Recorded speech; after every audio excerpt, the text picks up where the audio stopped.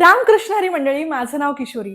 म्हटलं जातंय 50 कोटीहून जास्त लोक या वर्षी 13 जानेवारी पासून 26 फेब्रुवारी दरम्यान आपल्या भारतातील प्रयागराजमध्ये एकत्र येणार आहेत. पण प्रयागराजमध्ये असं काय होणार आहे नाही माहिती, चला आपण बघूया. प्रयागराजमध्ये या वर्षी भरणार आहे महाकुंभ. पण महाकुंभ म्हणजे नेमकं तरी काय? हजारो वर्षांपूर्वी देव आणि राक्षसांमध्ये समुद्र मंथन झाले आणि ह्याच मंथनमध्ये बऱ्याच गोष्टी बाहेर पडल्या. त्यापैकी एक म्हणजे अमृत कलश. जसं अमृत कलश निघालं, देवता ते घेऊन बाहेर पडले आणि ते अमृत कलश देवतांकडून घेण्यासाठी राक्षस 12 दिवस त्यांचा पाठलाग करत होते. आणि या 12 दिवसात धरतीवर 4 ठिकाणी अमृत कलश मधून काही थेंब पडली. ते 4 जागा म्हणजे हरिद्वार, उज्जैन, नाशिक आणि आपलं प्रयागराज. आणि म्हणूनच ह्या 4 जागेंवरती कुंभचं आयोजन केलं जातं. पण कुंभ तर 12 वर्षांनंतर येतं, कारण देवतांचा एक दिवस म्हणजे धरतीवरचं एक वर्ष. 12 दिवसांचे 12 वर्ष. कुंभाचे तसे 3 प्रकार आहेत. पहिलं म्हणजे अर्धकुंभ, जे दर 6 वर्षांनंतर भरतं. दुसरं म्हणजे पूर्ण कुंभ,